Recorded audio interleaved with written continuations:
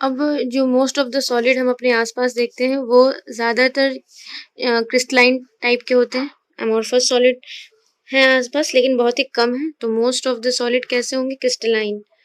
Most of solids are crystalline. Most of the solid जो हमारे आसपास है, जो यूज में आ रहे हैं, वो क्रिस्टलाइन होते हैं। और इन क्रिस्टलाइन सॉलिड में ज़्यादातर एग्जाम्पल में अगर हम लोग बात करें तो जितने भी मेटल्स हैं वो सब क्रिस्टलाइन सॉलिड के एग्जाम्पल में होंगे। कुछ नॉन मेटल्स भी जो होंगे वो भी क्रिस्टलाइन सॉलिड के अंदर आ जाएंगे। और ऐसे बहुत सारे कंपाउंड्स भी हैं जो क्रिस्टलाइन होंगे। तो इसके बहुत सारे फॉर्म्स हैं। अब टाइप की बात करते हैं। क्रिस्टलाइन सॉलिड को फिर फर्दर कई सारे पार्ट में डिवाइड किया गया है। क्रिस्टलाइन सॉलिड के पार्ट हैं molecular solid, ionic solid, metallic solid and covalent solid. ये सारे अलग अलग टाइप हैं क्रिस्टलाइन सॉलिड के, जिसमें मॉलिक्यूलर सॉलिड को फिर फर्दर 3 पार्ट में बांटा गया है। Polar molecular solid and another one is non-polar molecular solid, and the last one is hydrogen bonded molecular solid. Polar molecular solid वो होंगे जो पोलर मॉलिक्यूल के बने होंगे। वो सॉलिड पोलर मॉलिक्यूलर सॉलिड कहलाएंगे जो बने होंगे किसके? कंपोज्ड होंगे पोलर मॉलिक्यूल के। और ये जितने सॉलिड्स होंगे, इन सॉलिड्स में मॉलिक्यूल्स को होल्ड करने के लिए यहाँ पर डाइपोल इंटरैक्शन होगा। डाइपोल इंटरैक्शन के वजह से इन मॉलिक्यूल्स को होल्ड किया जाएगा। ये सॉलिड जो होते हैं ये मोस्टली ज़्यादातर स्टेट में लिक्विड और गैसियस होंगे। इन सॉलिड्स की जो भी प्रॉपर्टी है वो प्रॉपर्टी में इलेक्ट्रिकल कंडक्टिविटी वगैरह ये सब नहीं आती है। इलेक्ट्रिकल कंडक्टिविटी ये एब्सेंट है। इलेक्ट्रिकल कंडक्टिविटी एब्सेंट यहाँ नहीं होगी। एग्जाम्पल की बात करते हैं तो सॉलिड SO2, सॉलिड NH3, ये सारे इसके एग्जाम्पल्स हैं। Next one is non polar molecular solid. Non polar molecular solid ये एटम्स के बने होंगे। आइदर इसके कंस्टिट्यूएंट पार्टिकल एटम होंगे या फिर नॉन पोलर मॉलिक्यूल होंगे। इन एटम या नॉन पोलर मॉलिक्यूल को होल्ड करने के लिए यहाँ पर डिस्पर्शन फोर्स अवेलेबल होगा। डिस्पर्शन फोर्स इन्हें होल्ड करेगा। ये भी लिक्विड एंड गैशियस स्टेट के होंगे, सॉफ्ट होंगे ये। और इनके एग्जांपल्स की बात करते हैं तो Cl2, H2 ये सारे कॉमनली इनके एग्जांपल्स हैं। हाइड्रोजन बॉन्डेड मॉलिक्यूलर सॉलिड,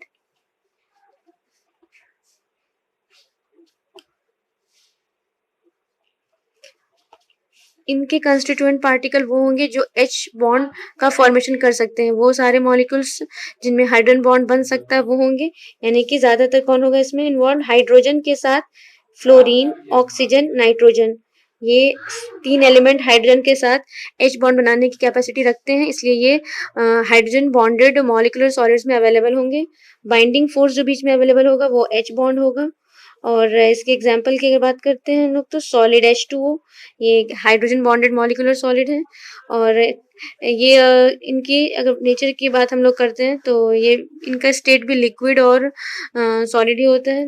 ये सॉरी लिक्विड होंगे और गैशियस होंगे नेचर में, और सॉलिड होंगे तो ज़्यादा इसमें हार्डनेस प्रेजेंट नहीं होगी। तो ये इतने तीनों के तीनों होंगे मॉलिक्यूलर सॉलिड्स के टाइप्स हैं। अब बात करते हैं आगे आयोनिक सॉलिड की। आयोनिक सॉलिड, आयनिक सॉलिड ये कंपोज होंगे पॉजिटिव और निगेटिव आयंस के। इनमें पॉजिटिव और निगेटिव आयन होंगे जो कंस्टिट्यूएंट पार्टिकल्स हैं, और इन्हें होल्ड करेगा यहाँ पर इलेक्ट्रोस्टैटिक फोर्स। इलेक्ट्रोस्टैटिक फोर्स से ये आयंस हेल्ड होंगे। और ये हार्ड एंड ब्रिटल होंगे नेचर में, इनमें ब्रिटलनेस पाया जाएगा और हार्डनेस, और इनमें इलेक्ट्रिकल कंडक्टिविटी होगी बट सॉलिड स्टेट में नहीं। सॉलिड स्टेट में ये कंडक्टर नहीं होंगे क्योंकि ये जो इलेक्ट्रोस्टैटिक फोर्स है उसके कारण ये पॉजिटिव और नेगेटिव आयंस सॉलिड स्टेट में टाइटली बाउंडेड होंगे, फ्रीली मूव नहीं करेंगे तो कंडक्टिविटी प्रेजेंट नहीं होगी। लेकिन अगर इन्हें मॉल्टन फॉर्म में ले आया जाए या इन्हें एक्वस फॉर्म में रखें तो ये इसके अंदर कंडक्टिविटी प्रेजेंट होगी, क्योंकि इन दोनों फॉर्म में ही आयंस मूव करने के लिए फ्री हो जाते हैं, कंडक्ट करने लगते हैं। आयनिक सॉलिड्स जो होंगे उनकी मेल्टिंग पॉइंट, बॉइलिंग पॉइंट ये सब हाई होगी, इलेक्ट्रोस्टैटिक फोर्स के कारण इनकी एमपी बीपी जो है वो हाई है। Next moving towards next solid, metallic solid.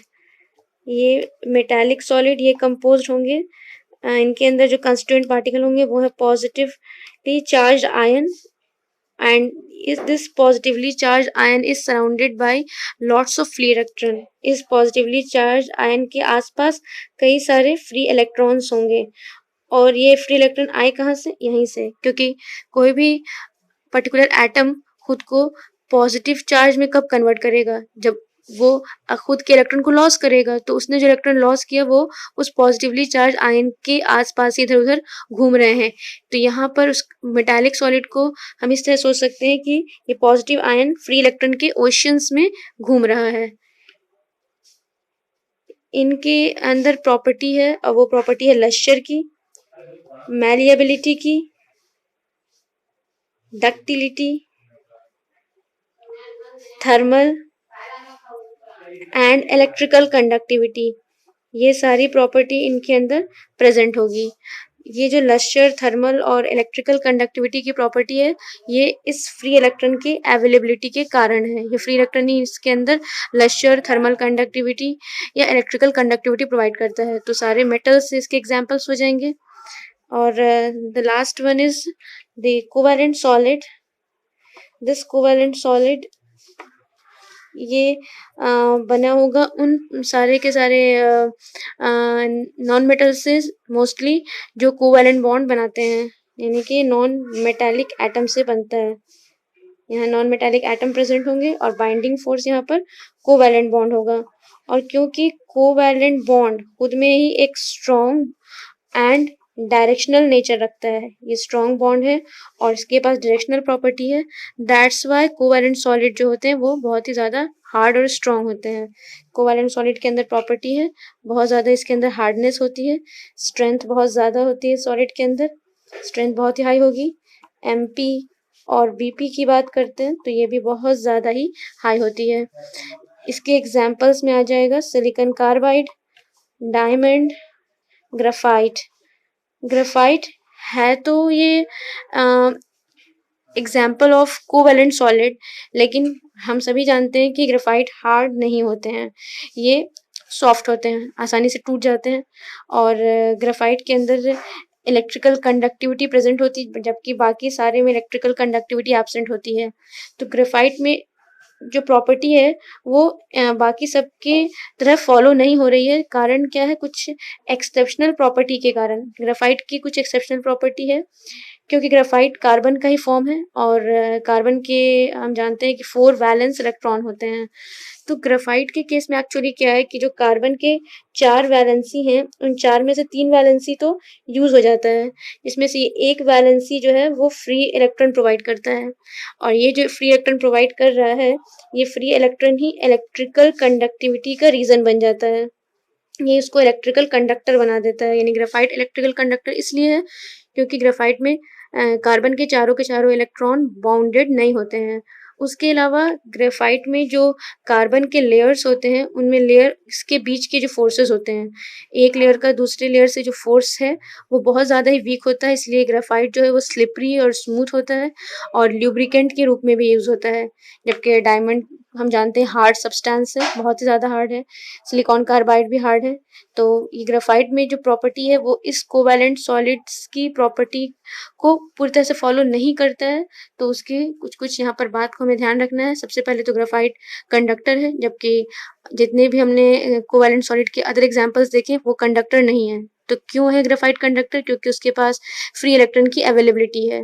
Graphite जो है वो सॉफ्ट और स्मूथ है, इसलिए क्योंकि उसमें लेयर बाय लेयर जो इंटरेक्शन होता है, कार्बन के एक लेयर का दूसरे लेयर से जो इंटरेक्शन है वो बहुत ही कमजोर है, तो आसानी से वो टूट जाता है। बाकी अदर एग्जाम्पल में ऐसा नहीं होगा। ठीक है।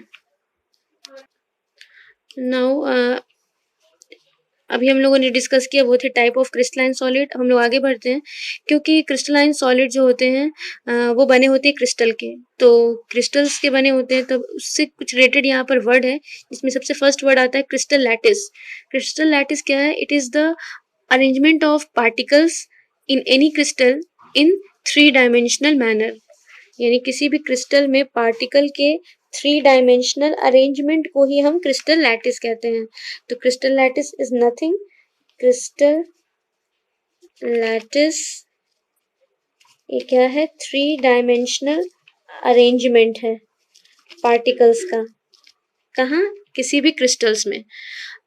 अभी पूरे मिलाकर 14 पॉसिबल लैटिस हैं, तो ये हमें नंबर ध्यान रखना है। There are 14 possible crystal lattice, and these 14 possible crystal lattice are also known as Bravais lattice।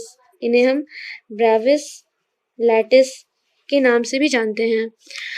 अब इस क्रिस्टल लैटिस के अंदर जो भी पॉइंट्स होते हैं, डॉट्स, वो सारे डॉट्स रिप्रेजेंट करते हैं कंस्टिट्यूएंट पार्टिकल्स को, यानी कि जो भी क्रिस्टल लैटिस हम बनाते हैं, जैसे कि सपोज करें यहाँ पर हमने एक ये रफ व्यू लिया है एक क्रिस्टल लैटिस का, तो इन क्रिस्टल लैटिस में जो ये डॉट्स दिख रहे हैं, ये सारे के सारे जो डॉट्स हैं, these dots are actually the site where the constituent particle are formed. अगर ये पूरे के पूरे क्रिस्टल का फॉर्मेशन एटम से हुआ होगा तो इन डॉट्स पे एटम रहेंगे, अगर आयन से हुआ होगा तो यहाँ पर आयंस रहेंगे, अगर मॉलिक्यूल से हुआ होगा तो यहाँ मॉलिक्यूल्स रहेंगे। तो क्रिस्टल लैटिस में जो डॉट होते हैं वो लैटिस पॉइंट कहलाएंगे, और इन लैटिस पॉइंट पर कौन रहेगा? कंस्टिट्यूएंट पार्टिकल्स रहेंगे। और वो कंस्टिट्यूएंट पार्टिकल कौन हो सकते हैं? वो एटम, आयन या फिर मॉलिक्यूल हो सकते हैं, जो यहाँ पे ऑक्युपाई करेंगे स्पेस।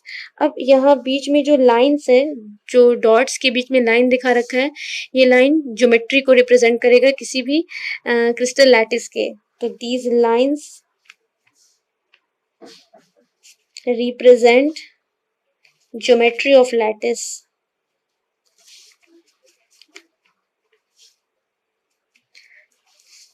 अब नेक्स्ट बात आती है नेक्स्ट टर्म की, वो है यूनिट सेल। किसी भी क्रिस्टल को बनाने के लिए एक स्मॉलेस्ट यूनिट होता है जो खुद को उस होल क्रिस्टल में रिपीट करता है, और उस स्मॉलेस्ट यूनिट को ही हम लोग यूनिट सेल कहते हैं। तो ये यूनिट सेल क्या है? तो these are the small units by which whole crystal is made। इससे पूरे क्रिस्टल का फॉर्मेशन होगा, ये खुद को पूरे होल क्रिस्टल में रिपीट करेंगे। ये यूनिट सेल की पहचान है। यूनिट सेल्स के 6 पैरामीटर्स हैं। फर्स्टली जो पैरामीटर्स हैं वो इसके एज लेंथ। यूनिट सेल्स के एज लेंथ, जिस शेप का भी मेरा यूनिट सेल होगा उसके एज की कुछ ना कुछ लेंथ तो होगी, जिसको हम ए बी सी से रिप्रेजेंट करते हैं। And another one is angles. ये जो एजेस हैं, उन एजेस के बीच में जो एंगल्स हैं वो 3 होंगे, represented by alpha, beta and gamma। So these are the 6 parameter which is present in of the any of the unit cell। And moving further, unit cells के अब आगे अगर हम शेप वाइज क्लासिफिकेशन देखें तो शेप वाइज यूनिट सेल जो है वो 7 टाइप्स के हैं। शेप वाइज अगर क्लासिफाई करते हैं तो शेप वाइज यूनिट सेल कैसे कैसे होंगे? Cubic, next one is tetragonal, next is orthorhombic, monoclinic, rhombohedral, hexagonal, triclinic. ये जो है ये 7 टाइप्स हैं यूनिट सेल्स के शेप के बेसिस पर। क्यूबिक की अगर बात करते हैं तो क्यूबिक यूनिट सेल्स की कुछ कैरेक्टरिस्टिक्स है। सबसे first characteristic A equal to B equal to C, यानी तीनों के तीनों एज लेंथ क्या होंगे, इक्वल होंगे। एंड अब आते हैं एंगल्स की, तो alpha equal to beta equal to gamma and it is equal to 90 degree. ये क्यूबिक यूनिट सेल की प्रॉपर्टी है। फिर आते हैं टेट्रागोनल के केस में, यहाँ एज लेंथ इस तरह से A equal to B but it is not equal to C, दो एज लेंथ आपस में इक्वल, एक इक्वल नहीं है। एंड इसमें एंगल्स की बात करते हैं तो alpha equal to beta equal to gamma and is equal to again 90 degree. Orthorhombic की बात करेंगे तो ऑर्थोरोम्बिक में alpha not equal to sorry A not equal to B not equal to C, यानी तीनों के तीनों एज लेंथ वैरी करेंगे बट अगेन एंगल्स जो होंगे वो आपस में इक्वल होंगे और वो इक्वल कितने होंगे, 90 डिग्री के होंगे। उसके बाद बात आती है मोनोक्लिनिक की। मोनोक्लिनिक में एजेस लेंथ जो होंगे ए वो इक्वल नहीं होंगे बी के और B not equal to C. And here again angle में अल्फा और बीटा ये इक्वल होगा और ये इक्वल टू 90 डिग्री होगा एंड गामा जो है वो नॉट इक्वल टू 90 डिग्री होगा। रोम्बोहेड्रल के बाद आते हैं। रोम्बोहेड्रल में edge length A B C equal and angle की बात करते हैं तो ये एंगल आपस में इक्वल होंगे बट 90 डिग्री के बराबर नहीं होंगे। ये रोम्बोहेड्रल का केस हो गया। हेक्सागोनल में आते हैं, edge length a equal to B but not equal to c, दो एज आपस में इक्वल होंगे, एक अलग होगा। यहाँ पे भी alpha equal to beta equal to 90 degree, लेकिन गामा का जो वैल्यू होगा वो इक्वल टू 120 डिग्री होगा, ये 90 डिग्री नहीं होगा। Last one is triclinic, a not equal to b not equal to c. सबसे असिमेट्रिकल यूनिट सेल ट्राइक्लिनिक ही है क्योंकि इसमें कोई भी एज लेंथ ना इक्वल होते हैं आपस में और ना ही कोई एंगल्स इक्वल होते हैं। सारे एंगल्स भी अलग अलग होते हैं, सारे एज लेंथ्स भी अलग अलग होते हैं। तो ये थे 7 टाइप, ये पूरे जो है वो 7 टाइप हैं किसके, यूनिट सेल्स के, 7 टाइप ऑफ यूनिट सेल्स। अब जो हमने पहले यूनिट सेल्स के जो टाइप देखे हैं यानी cubic, tetragonal, orthorhombic, monoclinic, hexagonal, rhombohedral and triclinic, ये सारे टाइप यूनिट सेल के शेप के बेसिस पे थे यानी एज लेंथ और एंगल्स के बेसिस पर। बट यूनिट सेल्स को हम लोग पार्टिकल्स उसमें कितने और कैसे प्रेजेंट हैं उस बेसिस पर भी बांटा जाएगा। तो यहाँ पर यूनिट सेल्स के जो टाइप आएंगे वो पार्टिकल्स किस तरह से उसमें प्रेजेंट है उसके अकॉर्डिंग उसमें आएगा। Primitive, body centered, face centered, and the last one end centered। ये जो 4 टाइप हैं यूनिट सेल के वो इस बेसिस पे है कि वो जो यूनिट सेल में जो पार्टिकल्स हैं वो कहाँ पे लोकेटेड हैं। जब प्रिमिटिव की बात करते हैं तो प्रिमिटिव हम उस यूनिट सेल्स को बोलते हैं जहाँ पार्टिकल सिर्फ और सिर्फ कॉर्नर पोजीशन को ऑक्युपाई कर रहा है। अगर किसी यूनिट सेल में पार्टिकल सिर्फ कॉर्नर पोजीशन को ऑक्युपाई करेगा तो हम उस यूनिट सेल को प्रिमिटिव टाइप कहेंगे। बॉडी सेंटर्ड, बॉडी सेंटर्ड में पार्टिकल कॉर्नर पे तो अवेलेबल होंगे ही होंगे, उसके अलावा इस पूरे होल स्ट्रक्चर के यूनिट सेल के बीचों बीच में भी होगा, उसके बॉडी के एकदम मिड में, ठीक है। उसके बाद आता है face centred. Again face centred में भी इस तरह से, यानी पहले जितने भी 8 कॉर्नर्स हैं वो तो ऑक्यूपाइड होंगे ही, उसके अलावा हर फेस के सेंटर पे भी, जैसे इस फेस के सेंटर पर वैसे ही इस फेस के सेंटर पे, तो 6 फेसेस होते हैं, हर फेस के सेंटर पे भी अवेलेबल होंगे। अगेन एंड सेंटर्ड की बात करते हैं तो एंड सेंटर्ड में भी पार्टिकल कॉर्नर पे तो अवेलेबल होंगे ही, अदर देन द कॉर्नर किसी भी दो अपोजिट फेस के सेंटर पर होंगे। तो ये पार्टिकल का पोजीशन कहाँ है उस बेसिस पे यहाँ पे 4 टाइप के यूनिट सेल्स हो गए। तो अब हम लोग इसको इस तरह से देखना है कि जो प्रिमिटिव है ये पार्टिकल अपने कहाँ रखते हैं, 8 कॉर्नर्स पे रखते हैं, यानी कि प्रिमिटिव यूनिट सेल उससे बोलेंगे जहां पर पार्टिकल जो है वो 8 कॉर्नर्स को ऑक्युपाई करते हैं सिर्फ। अब ये प्रिमिटिव यूनिट सेल किसकी शेप में अवेलेबल होगा, क्यूबिक शेप में भी होगा, टेट्रागोनल भी होगा, ऑर्थोरोम्बिक भी होगा, मोनोक्लिनिक, रोम्बोहेड्रल, हेक्सागोनल, ट्राइक्लिनिक, ठीक है। यानी प्रिमिटिव जो होंगे वो 7 शेप्स में अवेलेबल होंगे, वो जितने पीछे हमने 7 शेप्स के बेसिस पे देखे वो सारे शेप्स में अवेलेबल होंगे। उस तरह से बॉडी सेंटर्ड की बात करते हैं तो बॉडी सेंटर्ड यूनिट सेल वो था जहाँ पर पार्टिकल कॉर्नर्स के अलावा बॉडी के सेंटर में भी होता है। लेकिन अब ये किसकी शेप में अवेलेबल होंगे, तो बॉडी सेंटर्ड की बात करते हैं तो वो क्यूबिक में आएंगे, क्यूबिक में एंड टेट्रागोनल में होगा, cubic and tetragonal. Face centred की बात करते हैं तो फेस सेंटर्ड यूनिट सेल में आएंगे अगर हम, तो फेस सेंटर्ड में पार्टिकल कॉर्नर के अलावा हर फेस के सेंटर पोजीशन को भी ऑक्यूपाई करता है। और ये फेस सेंटर्ड जो होगा ये कहाँ कहाँ प्रेजेंट होगा, ये फेस सेंटर्ड अगेन जो 7 शेप के बेसिस पे हमने यूनिट सेल क्लासिफाई कर रखा था उसमें वो क्यूबिक में प्रेजेंट होगा, वो टेट्रागोनल में प्रेजेंट होगा एंड ऑर्थोरोम्बिक में प्रेजेंट होगा। और एंड सेंटर्ड की बात करते हैं तो एंड सेंटर्ड जिसमें पार्टिकल कॉर्नर्स के अलावा किसी भी दो अपोजिट फेस के मिड पॉइंट को ऑक्युपाई करता है उसे हम लोग एंड सेंटर्ड कहते हैं। ये किस शेप में अवेलेबल होगा, तो ये जो एंड सेंटर्ड है ये जो मोनोक्लिनिक है उस शेप में अवेलेबल होगा। तो इस तरीके से ये जो है सारे के सारे हर शेप में अवेलेबल नहीं होते हैं। यूनिट सेल के टाइप के बाद बात आती है पैकिंग की, कि ये जो किसी सॉलिड के फॉर्मेशन के लिए जो कंस्टिट्यूएंट पार्टिकल्स यानी कि एटम्स, उन्हें हम कैसे किसी सॉलिड में अरेंज करेंगे। तो पहले तो वन डायमेंशनल अरेंजमेंट होगा। One dimensional arrangement, firstly one dimensional arrangement किया जाएगा। तो उसमें कुछ नहीं करना, बस पार्टिकल को एक के एडजेसेंट एक रखते जाएंगे इस तरीके से। वन डायमेंशनल अरेंजमेंट के बाद फिर आएगा two dimensional arrangement, two dimensional arrangement. और उसके लिए पहले वन डायमेंशनल एक लेयर क्रिएट करना होगा और वैसे ही एक सिमिलर लेयर इस तरह से।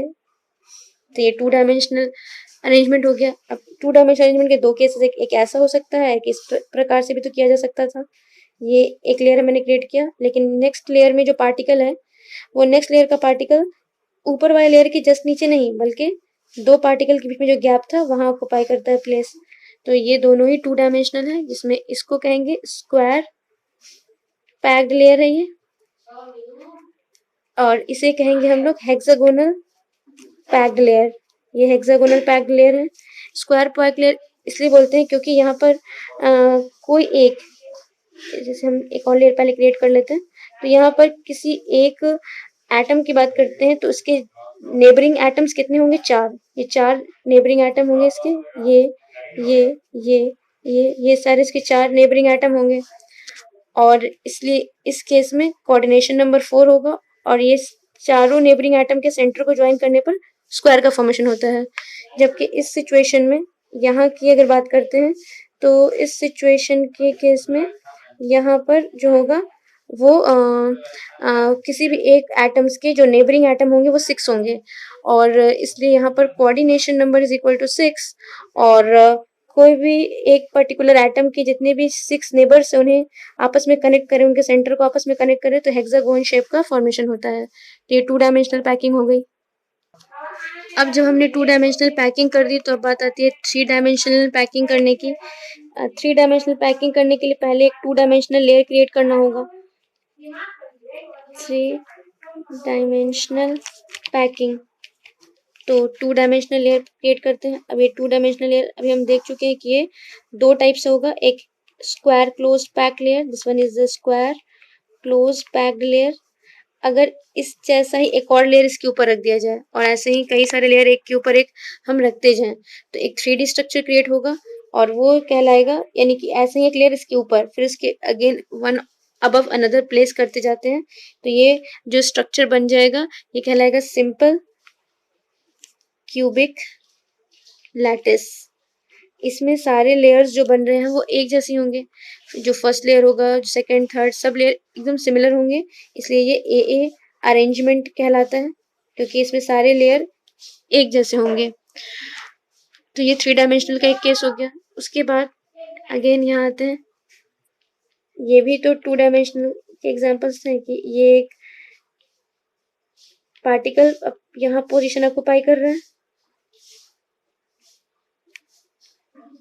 तो अगर इस तरह से इस केस की बात करते हैं तो इससे अगर हम थ्री डायमेंशनल की ओर जाएं तो हमारे पास फिर दो क्वेश्चन अराइज होता है कि जो नेक्स्ट लेयर क्रिएट करेंगे वो नेक्स्ट लेयर इस तरह से क्रिएट करेंगे ये जो हम पार्टिकल रखेंगे वो इस नीचे वाले लेयर में जो बीच में ये ट्रायंगुलर स्पेस क्रिएट हुआ है उसके ऊपर रखते जाएंगे।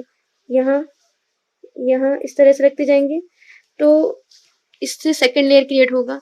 और ये सेकंड लेयर जो क्रिएट हुआ उसने क्या किया, ये जो यहाँ पर ट्रायंगुलर स्पेस क्रिएट हो रहा था उसके ऊपर एटम्स को रख रख के क्रिएट किया गया। इस तरीके से 3 डायमेंशनल स्ट्रक्चर क्रिएट होगा। लेकिन हर जगह के ट्रायंगुलर स्पेसेस एटम्स द्वारा ऑक्युपाइड नहीं हो पाएंगे। कुछ जगह ऑक्युपाई हो पाएंगे और कुछ जगह ट्रायंगुलर स्पेसेस का ऑक्युपाई नहीं हो पाएगा। तो जहां पर एक ट्रायंगुलर स्पेस के ऊपर एटम को रख दिया जाएगा वहां पर उन कुछ इस तरह से स्ट्रक्चर बन जाएगा। नीचे वाले लेयर में ये एटम और ऊपर वाले लेयर से एक एटम आके इसको ढक रहा है। तो यहाँ बीच में एक वॉइड, एक एम्प्टी स्पेस क्रिएट होगा और उस एम्प्टी स्पेस वॉइड को हम लोग बोलेंगे टेट्राहेड्रल वॉइड। यहाँ एक टेट्राहेड्रल वॉइड का फॉर्मेशन होगा। और जिस जगह पर ये नीचे वाले लेयर के इस तरह से एटम प्रेजेंट है और ऊपर वाले लेयर में कोई एटम नहीं रखाया तो वहां पर क्या होगा, वहां पर ऊपर में भी एक ट्रायंगुलर एम्प्टी स्पेस होगा। तो नीचे वाले ट्रायंगुलर एम्प्टी स्पेस और ऊपर वाले लेयर के ट्रायंगुलर एम्प्टी स्पेस और एक दूसरे के सामने सामने आ जाते हैं। तो वहां पर एक ऑक्टाहेड्रल वॉइड का फॉर्मेशन होगा। अगर फर्स्ट लेयर और सेकेंड लेयर दोनों लेयर के ट्रायंगुलर एम्प्टी स्पेसेस एक दूसरे के सामने आते हैं तो ऑक्टाहेड्रल वॉइड। और अगर फर्स्ट लेयर के ट्रायंगुलर स्पेस के ऊपर एटम प्लेस कर दिया जाए तो टेट्राहेड्रल वॉइड का फॉर्मेशन होगा। यानी कि अगर हेक्सागोनल लेयर से 2 डायमेंशनल लेयर से हम 3 डायमेंशनल लेयर की तरफ जाएंगे तो उस सिचुएशन में दो तरह के वॉइड्स बनेंगे, एक tetrahedral and another one is octahedral voids. ये जो टेट्राहेड्रल वॉइड बनेंगे वो कितने बनेंगे तो उसके नंबर्स को बता दिया गया है कि क्लोज्ड पैक लेयर में अगर n पार्टिकल्स हैं तो टेट्राहेड्रल वॉइड्स जो होंगे वो डबल बनेंगे। और अगर ऑक्टाहेड्रल की बात करें तो वो उतने ही बनेंगे जितने नंबर ऑफ पार्टिकल्स हैं। यानी क्लोज्ड पैक लेयर में अगर 10 पार्टिकल तो टेट्राहेड्रल वॉइड उसके डबल यानी कि 20 और ऑक्टाहेड्रल वॉइड उतनी बनेंगे जितने ये पार्टिकल्स थे। तो ये तो 3 डायमेंशनल पैकिंग की, लेकिन 3 डायमेंशनल पैकिंग में भी हमने 2 ही लेयर क्रिएट किया है। अगर तीसरा लेयर क्रिएट करना हो तब तो तीसरा लेयर क्रिएट करने में अब बात क्या होती है, इससे तो इसमें जो तीसरा लेयर क्रिएट करे या चौथा पांचवा कितना भी लेयर क्रिएट करे सभी लेयर तो एक जैसे थे तो इसमें आगे फर्दर कोई डिस्कशन नहीं होगी। डिस्कशन यहाँ आएगी अगर हमने सेकेंड लेयर के बाद थर्ड लेयर प्लेस किया तो हमारे पास 2 प्लेस अवेलेबल है कि थर्ड लेयर के जो एटम है वो हो सकते हैं कि जो ये जो टेट्राहेड्रल वॉइड क्रिएट हुआ था उसके ऊपर रखा सकता है, या फिर ये भी पॉसिबिलिटी है कि जो सेकेंड लेयर में ऑक्टाहेड्रल वॉइड बने थे उसके ऊपर भी थर्ड लेयर के एटम रखे जा सकते हैं। इट मीन्स कि थर्ड लेयर्स में जो एटम होंगे वो 2 जगह ऑक्युपाई कर सकते हैं। चाहे तो वो टेट्राहेड्रल वॉइड्स के ऊपर रखा सकते हैं या फिर ऑक्टाहेड्रल वॉइड्स के ऊपर रखा सकते हैं, क्योंकि सेकेंड लेयर में ये 2 तरह के वॉइड्स क्रिएट हुए थे। तो तीसरा लेयर क्रिएट होते टाइम हमारे पास ऑप्शन है कि चाहे तो हम इस वॉइड के ऊपर एटम को रखते जाएं और थर्ड लेयर क्रिएट करें, या फिर इस वॉइड के ऊपर एटम को रखते जाएं और थर्ड लेयर क्रिएट करें। अगर हमने इस वॉइड के ऊपर एटम्स को रखा और रख करके थर्ड लेयर क्रिएट किया तो ये दिख जाएगा कि ये जो तीसरा लेयर बनेगा वो जो फर्स्ट लेयर था उस जैसा ही बन जाएगा। थर्ड लेयर जो बनेगा वो फर्स्ट लेयर जैसा ही बन जाएगा। और उस सिचुएशन में इस अरेंजमेंट को कहेंगे ए बी अरेंजमेंट, क्योंकि फर्स्ट लेयर और सेकंड लेयर तो वैरी कर रहा था but third layer first layer जैसा ही हो जाएगा। तो उस तरह से फोर्थ लेयर सेकंड लेयर जैसा हो जाएगा। लेकिन अगर ऑक्टाहेड्रल वॉइड पर रखा गया तो वहां पर जो तीसरा लेयर होगा वो ना फर्स्ट लेयर जैसा होगा ना सेकंड लेयर जैसा होगा, वो एकदम डिफरेंट ही होगा। तो इसलिए इसको कहेंगे ए बी सी अरेंजमेंट, क्योंकि अब अगर फोर्थ लेयर रखा गया तो वो फिर फर्स्ट लेयर जैसा होगा। तो 3 लेयर अलग अलग, फिर उसका फिर 3 लेयर एक जैसे, फिर 3 लेयर एक जैसे, ऐसे होते जाएंगे। ये जो ए बी अरेंजमेंट है जिसमें थर्ड लेयर क्रिएट किया गया था टेट्राहेड्रल वॉइड्स के ऊपर एटम्स को रखकर, ये जो ए बी अरेंजमेंट है इसके एग्जाम्पल हो जाएंगे solid structure of magnesium, solid structure of zinc, ये सब इस केसेस के आ जाएंगे। और इसे हम लोग कहते हैं HCP, hexagonal closed pack arrangement है ये। और इधर के एग्जाम्पल की बात करते हैं, अगर जहाँ पर ABC टाइप अरेंजमेंट होता है वहाँ है copper and AG silver and इसे हम लोग कहते हैं CCP, cubic close packed structure, इसके अंदर आएंगे। ये दोनों ही HCP एंड CCP ये मोस्ट इफिशिएंट 3 डायमेंशनल पैकिंग के अंदर आते हैं। ये दोनों के दोनों ही जो होंगे ये मोस्ट इफिशिएंट 3 डायमेंशनल पैकिंग है, इसलिए क्योंकि इसमें मैक्सिमम से मैक्सिमम स्पेस को भर दिया गया है। मोस्टली स्पेस जो है वो एटम ने घेर रखे हैं और लगभग 74% ऑफ स्पेस जो है वो ऑक्यूपाई हो गया है पार्टिकल्स द्वारा। तो ये तो हो गई बात पैकिंग की। अब बात आती है कि किसी भी पर्टिकुलर सॉलिड को हमने लिया तो उसकी अगर हमें पैकिंग इफिशिएंसी पता करनी है कि वो कितना इफिशिएंटली वो पैक्ड है, तो पैकिंग इफिशिएंसी निकालने का हमारे पास एक तरीका है। Packing efficiency is equal to क्या होगा, Z into 4/3 pi r cube by V into 100, where Z is the number of particle present in the unit cell। वो पर्टिकुलर सॉलिड के यूनिट सेल में जो पार्टिकल, जितने पार्टिकल अवेलेबल हैं, जैसे primitive अगर होगा तो उस सिचुएशन में वहां पर नंबर ऑफ पार्टिकल कितने अवेलेबल होंगे उसका वैल्यू यहाँ पुट करेंगे। अगर बॉडी सेंटर्ड होगा तो उसमें कितने पार्टिकल अवेलेबल होंगे वो पुट करेंगे। इस तरीके से अलग अलग के केस में अलग अलग यूनिट सेल के लिए Z का वैल्यू अलग अलग होगा। R जो है वो रेडियस होगा एक पर्टिकुलर एटम का, और नीचे जो वॉल्यूम है वो होल यूनिट सेल की वॉल्यूम होगी। इस तरह से हम पैकिंग इफिशिएंसी कैलकुलेट कर सकते हैं।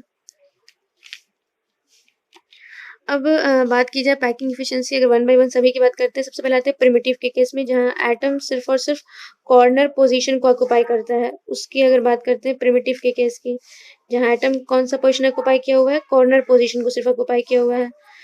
तो जहां एटम सिर्फ कॉर्नर पोजीशन पे ही अवेलेबल हैं, उस सिचुएशन में अगर हम बात करते हैं तो कुछ रिलेशंस हमें ध्यान रखने हैं। यानी जो प्रिमिटिव होते हैं यूनिट सेल्स, इनके कुछ रिलेशंस को हमें ध्यान रखने हैं। सबसे फर्स्ट रिलेशन जो है वो एज लेंथ का रेडियस से।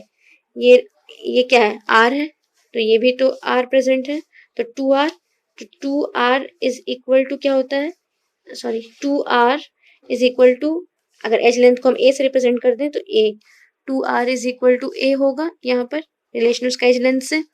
और प्रिमिटिव के केस में पैकिंग इफिशिएंसी जो होगी वो बहुत ज़्यादा ही कम होती है, लगभग 52.4% होगी। हम इस फॉर्मूला पे कैलकुलेट करके निकाल सकते हैं। उसके बाद बात करते हैं बॉडी सेंटर्ड की। बॉडी सेंटर्ड जहाँ पर पार्टिकल कॉर्नर पोजीशन को तो ऑक्यूपाई कर ही रहे हैं, लेकिन कॉर्नर पोजीशन के अलावा पार्टिकल और कहाँ अवेलेबल है, तो वो पार्टिकल पूरे होल इस यूनिट सेल के बॉडी पर अवेलेबल है, बॉडी के सेंटर में अवेलेबल है। तो उस सिचुएशन की अगर हम लोग बात करते हैं बॉडी सेंटर्ड की, तो वहाँ पर रिलेशन है √3a is equal to 4r, ये एज लेंथ और रेडियस का रिलेशन है। और यहाँ की पैकिंग इफिशिएंसी हम कैलकुलेट करेंगे तो 68% के आसपास वैल्यू देगी, ठीक है। और बॉडी सेंटर में सभी को पता है कि नंबर ऑफ पार्टिकल किसी एक यूनिट सेल में 2 होते हैं, एक तो बॉडी के बीच का जो आ रहा है वो, और हर कॉर्नर से सिर्फ 1/8 पार्टिकल इस यूनिट सेल से बिलोंग करता है। तो हर कॉर्नर का 1/8 और इसको 8 से मल्टीप्लाई करेंगे तो 1 आने वाला है। और उसके बाद फिर बात करते हैं हम लोग फेस सेंटर्ड की। फेस सेंटर्ड यूनिट सेल में वहां पर कि अगर हम लोग रिलेशन देखते हैं तो उसकी जो रिलेशन होगी रेडियस की एज लेंथ से, वो √2a is equal to 4r। और यहाँ की जो पैकिंग एफिशिएंसी की बात करेंगे तो वो पैकिंग एफिशिएंसी अप्रोक्सीमेटली 74% की होगी। तो ये कुछ मतलब यूनिट सेल्स थे जिसमें हमने एज लेंथ की, रेडियस से रिलेशन और पैकिंग एफिशिएंसी की बात की। फिर नेक्स्ट बात आती है यहाँ पर प्रॉपर्टीज ऑफ सॉलिड्स की। सॉलिड्स की प्रॉपर्टी में 2 केसेस हैं, एक magnetic property and another one is electrical property, यानी electrical conductivity. Magnetic property actually किसी भी सॉलिड में इस वजह से हो पाती है क्योंकि हम जानते हैं कि हर सॉलिड जो है वो इलेक्ट्रॉन से बने हैं और इलेक्ट्रॉन कंटिन्यूस मोशन कर रहा है। कंटिन्यूस मोशन करने के कारण इलेक्ट्रॉन को हम एक लूप ऑफ करंट जैसा बिहेव करते हैं, क्योंकि जब एक चार्ज पार्टिकल मोशन में रहता है तो उसे एक लूप ऑफ करंट कंसिडर कर सकते हैं, और उसके चारों ओर एक मैग्नेटिक फील्ड क्रिएट होगा, एक मैग्नेटिक मोमेंट उसके पास होगा, बहुत ही स्मॉल वैल्यू की मैग्नेटिक मोमेंट होगी लेकिन होगी, जिसके कारण हर सॉलिड के पास कुछ ना कुछ मैग्नेटिक प्रॉपर्टी होती ही है। इस मैग्नेटिक प्रॉपर्टी के बेसिस पे सॉलिड को हमने अलग अलग कैटेगरी में बांटा है, paramagnetic, diamagnetic, ferromagnetic, anti ferromagnetic and ferrimagnetic. जिसमें पैरामैग्नेटिक की अगर बात करते हैं तो यहाँ पर at least one unpaired electron मिल जाने चाहिए, कम से कम एक अनपेयर्ड इलेक्ट्रॉन होगा। ये वो सॉलिड्स होते हैं जो एक्सटर्नल मैग्नेटिक फील्ड में वीकली अट्रैक्टेड होते हैं, वीकली अट्रैक्ट होंगे। यहाँ पर जब इन सॉलिड्स को किसी एक्सटर्नल मैग्नेटिक फील्ड में प्लेस किया जाएगा तो इनमें जो मैग्नेटिक मोमेंट डेवलप होगा वो सेम डायरेक्शन में डेवलप होगा। मैग्नेटिक मोमेंट सेम डायरेक्शन में डेवलप होगा जिस डायरेक्शन में एक्सटर्नल मैग्नेटिक फील्ड है। और इसमें एग्जाम्पल ज़्यादा जैसे कि Cr3+, Fe3+, ये सारे हो जाएंगे। डायामैग्नेटिक, इसमें कोई भी इलेक्ट्रॉन पेयर्ड अनपेयर्ड नहीं होंगे, सारे के सारे पेयर्ड इलेक्ट्रॉन अवेलेबल होंगे यहाँ पर। ये जो होंगे ये वीकली रिपेल्ड होंगे, जब इन्हें एक्सटर्नल मैग्नेटिक फील्ड में रखा जाएगा तो ये वीकली रिपेल्ड होंगे। और इसमें जो मैग्नेटिक मूवमेंट डेवलप होगा डायामैग्नेटिक में, वो magnetic movement external magnetic field के अपोजिट डायरेक्शन में डेवलप होगा, यहाँ अपोजिट डायरेक्शन होगा।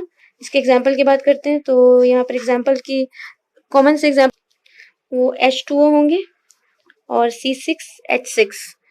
उसके बाद बात आती है फेरोमैग्नेटिक सब्सटेंस की। फेरोमैग्नेटिक सब्सटेंस इंक्लूड करता है ग्लैडोनियम एंड आयरन, कोबाल्ट, निकल, ये सब जो भी होंगे। इनमें जो एटम्स होते हैं वो एक ग्रुप बनाते हैं, उस ग्रुप को, इस कलेक्शन को हम लोग डोमेन कहते हैं। और जब इन्हें एक्सटर्नल मैग्नेटिक फील्ड में रखा जाता है तो ये डोमेन जो इरेगुलर मैनर में अरेंज थे वो एक पर्टिकुलर डायरेक्शन में एक अरेंज हो जाते हैं। इस तरीके से एक पर्टिकुलर अरेंजमेंट हो जाता है इन डोमेन्स का जब उन्हें एक्सटर्नल मैग्नेटिक फील्ड में रखा जाएगा। और अगर एक्सटर्नल मैग्नेटिक फील्ड रिमूव कर दिया जाए तब ये डीमैग्नेटाइज नहीं होते हैं, अपनी मैग्नेटिक प्रॉपर्टी को रिटेन्ड रखते हैं, अपनी प्रॉपर्टी को लॉस नहीं करेंगे। उसके बाद आती है एंटी फेरो मैग्नेटिक सब्सटेंस की। इसकी एग्जाम्पल MnO है। और इस सिचुएशन में जो स्ट्रक्चर ऑफ डोमेन होता है वो तो सिमिलर होता है फेरोमैग्नेटिक जैसा ही, बस अरेंजमेंट वेरी करता है। एक इसमें पैरेलल तो दूसरा एंटी, मतलब पैरेलल एंटी पैरेलल अरेंज होते हैं यहाँ डोमेन जब ये एक्सटर्नल मैग्नेटिक फील्ड के कांटेक्ट में आते हैं, तब इस सिचुएशन में ऐसा होगा। And the last one is ferrimagnetic. Ferrimagnetic में जो एग्जाम्पल्स होंगे वो मैग्नेटाइट होंगे, magnetite and ferrite. Magnetite and ferrite are the examples.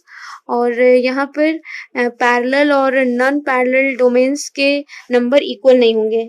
Parallel domains और जो नॉन पैरेलल डोमेन होंगे वो इक्वल नंबर में नहीं होंगे, जैसे यहाँ दिख रहा है ये दोनों पैरेलल है फिर एक नॉन पैरेलल है तो इक्वल नंबर में प्रेजेंट नहीं होंगे।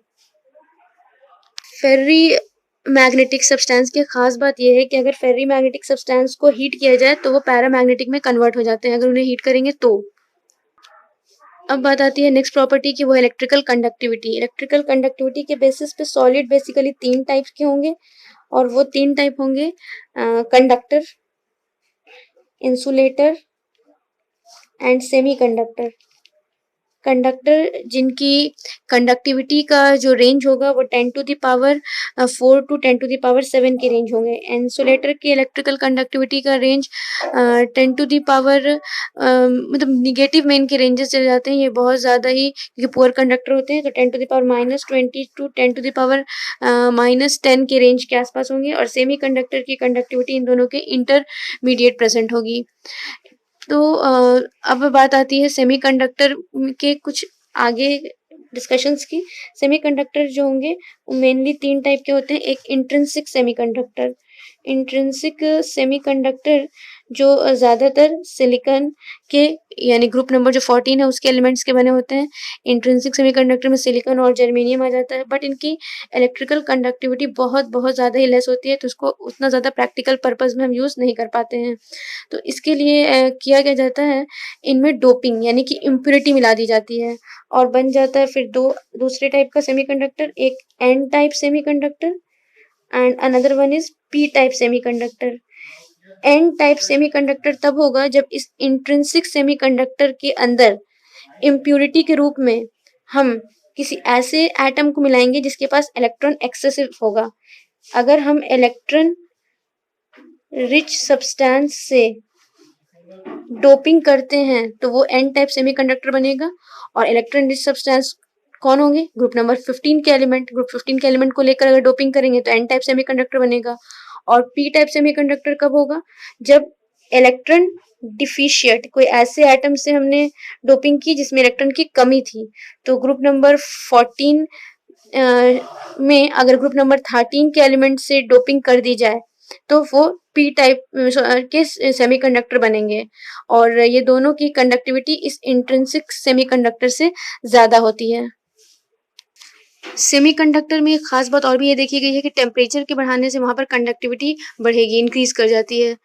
अब कुछ एक्स्ट्रा बातों का हमें ध्यान रखना है। ग्रुप नंबर 13 से ग्रुप नंबर 15 यानी group number 13 and group number 15 के एलिमेंट्स, उस तरह से ग्रुप नंबर 12 से ग्रुप नंबर 16 के एलिमेंट्स को आपस में कंबाइन करके कंपाउंड बनाया गया और ये कंपाउंड को यूज किया गया सेमीकंडक्टर। ये सारे कंपाउंड एक प्रिफर्ड कंपाउंड होंगे जो सेमीकंडक्टर के फॉर्म में यूज होंगे।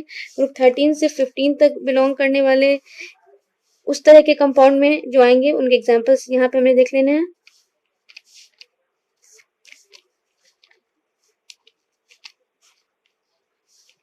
ये ग्रुप 13 टू 15 के लिए एग्जांपल है। और ग्रुप 12 टू 16 की अगर बात करें, कैडमियम सल्फाइड हो जाएगा।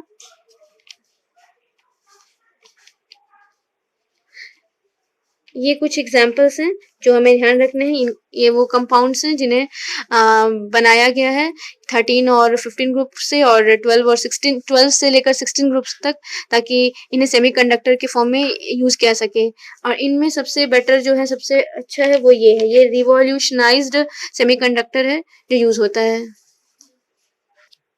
एंड अब थोड़ा सा लास्ट टॉपिक की तरफ हम लोग बढ़ते हैं। जब किसी भी क्रिस्टल का फॉर्मेशन होता रहता है तो पार्टिकल के अरेंजमेंट के टाइम कुछ ना कुछ उसमें डिफेक्ट आ जाता है और उस डिफेक्ट की वजह से हमारा क्रिस्टल 100% परफेक्ट नहीं रह पाता है।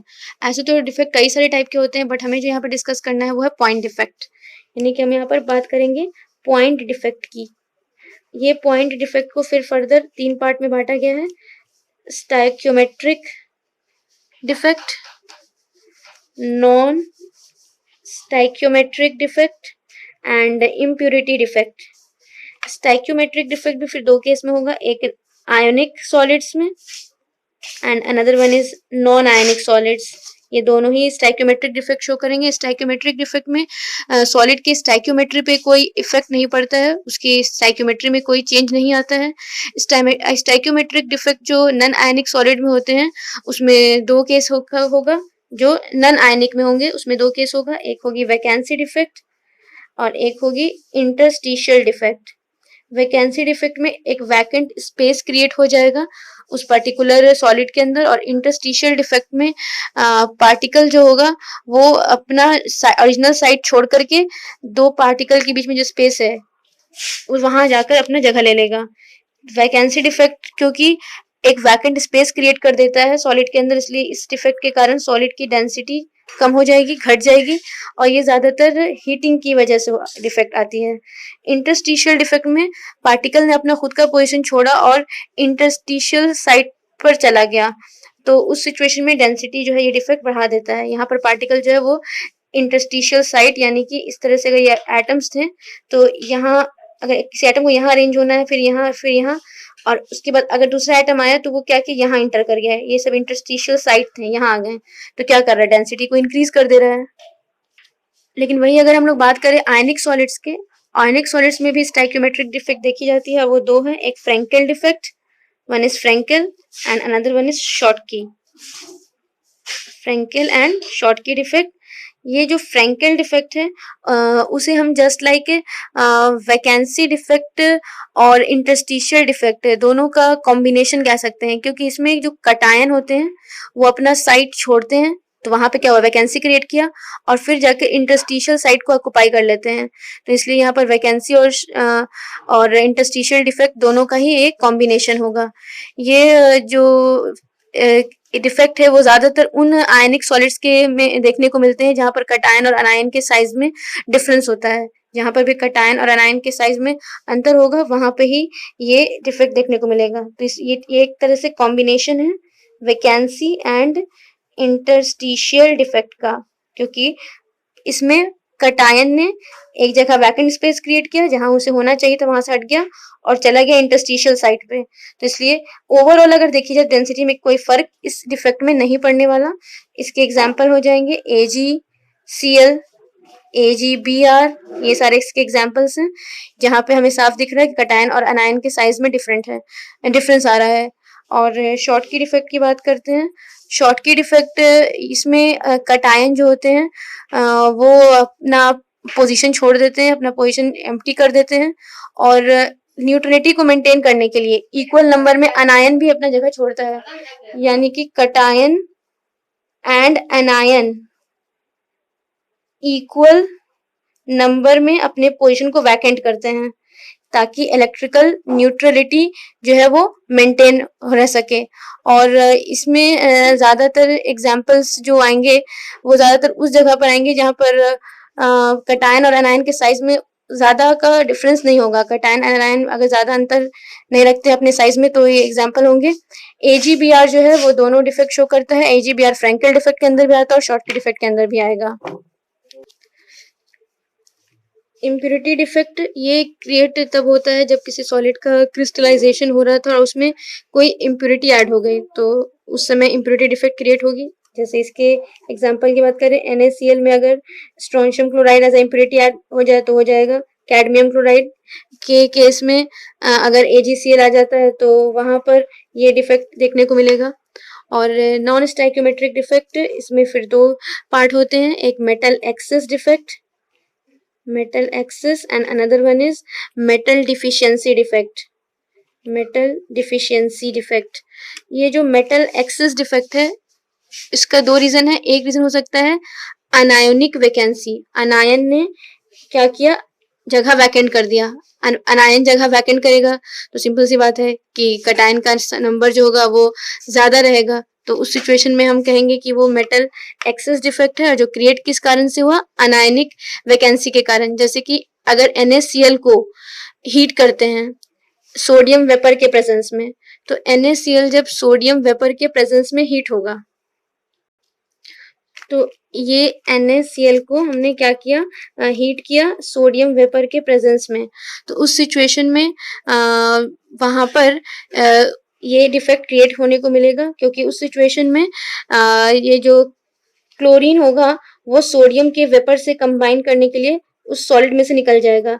तो क्लोरीन यहाँ से निकलेगा सोडियम के वेपर से कंबाइन करने के लिए, और क्योंकि यहाँ से वो जब जाएगा तो उस पर्टिकुलर जगह पर अपने इलेक्ट्रॉन को छोड़ करके जाएगा, तो इस सिचुएशन में वहां पर एक एम्प्टी साइट क्रिएट होने वाला है, तो वैकेंसी क्रिएट होगी क्योंकि आयन चला गया। क्यों गया, सोडियम के वेपर से कंबाइन करने के लिए। और जो इलेक्ट्रॉन था उस जगह पर उसको हम लोग F सेंटर का नाम देंगे, वहां F सेंटर क्रिएट होगा। और इसी वजह से, इस डिफेक्ट की वजह से बहुत सारे ऐसे सॉलिड होते हैं जो कि कुछ पर्टिकुलर कलर को शो करते हैं, जैसे सोडियम क्लोराइड का येलोइश अपीयरेंस होना, लिथियम क्लोराइड का पिंक कलर में अपीयर होना और पोटेशियम क्लोराइड का लिलाइक कलर में अपीयर होना। और फिर इस मेटल एक्सेस डिफेक्ट का एक और रीजन हो सकता है कि एक्स्ट्रा से कहीं से कटायन आ गया और इंटरस्टिशियल साइट को ऑक्यूपाई कर लिया, वो भी एक रीजन हो सकता है। यानी कि अगर एग्जांपल ZnO एक सॉलिड था और उसको हमने अगेन क्या किया, हीट किया, तो ZnO सॉलिड को हीट करने पर इसमें से ऑक्सीजन जो है वो रिमूव हो गया, O2 फॉर्म बना के चला गया। तो यहाँ पर जो Zn है वो Zn जो बच गया, जिससे ऑक्सीजन हट गया, वो Zn जाकर क्या करेगा, इंटरस्टिशियल साइट को ऑक्यूपाई कर लेगा और जो उसके जो इलेक्ट्रॉन थे वो इलेक्ट्रॉन उसके नेबरिंग साइट को ऑक्यूपाई करेगा। तो इसे हम कहेंगे कि यहाँ पर एक्स्ट्रा कटायन होने की वजह से मेटल एक्सेस डिफेक्ट क्रिएट हुआ, जबकि पीछे एक्स्ट्रा अनायन होने की वजह से, सॉरी, अनायन अपना जगह छोड़ दिया था, उस कारण से मेटल एक्सेस डिफेक्ट क्रिएट हुआ। तो उस तरह से फिर एक मेटल डिफिशियंसी डिफेक्ट भी होती है, metal deficiency defect. Metal deficiency defect ज्यादातर FeO इसके एग्जाम्पल में आ जाएगा।